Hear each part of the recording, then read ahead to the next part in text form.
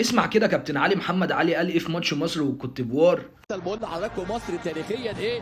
تاريخيا امامكم قصص وحكايات وروايات تحتاج وقت، لكن مش عايز احكي لحضراتكم بقى يعني احصائيات والكلام اللي حضراتكم مش بتحبوه ده. خلينا في المباراه الممتعه حتى الان.